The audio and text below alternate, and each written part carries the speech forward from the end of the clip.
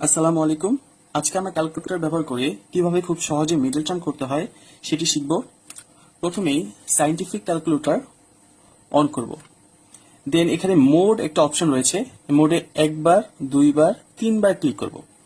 তিনবার ক্লিক করার পর এখানে ইকুয়েশন একটা অপশন আসবে, এখানে 1 লেখা আছে, 1 এ আমরা ক্লিক করব, 1।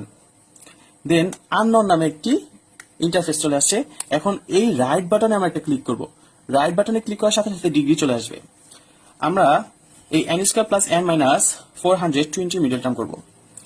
এখানে এই ডিগ্রি, যেহেতু এখানে ডিগ্রি 2 আছে, তাহলে আমরা 2 তে ক্লিক করব। এখানে চলে আসছে a এর মান। a এর মানটি হচ্ছে n স্কয়ারের সহগ, তাহলে n স্কয়ার সহগ হচ্ছে 1। এখানে আমরা 1 দিলাম, 1 মান বসালাম, সমান সমান। আবার এখানে n এর সহগ হচ্ছে, যেহেতু n এর সহগ কিছু নেই, তাহলে সুতরাং এখানে 1 হবে, তাহলে 1 আবার সমান সমান। এখানে লাস্টে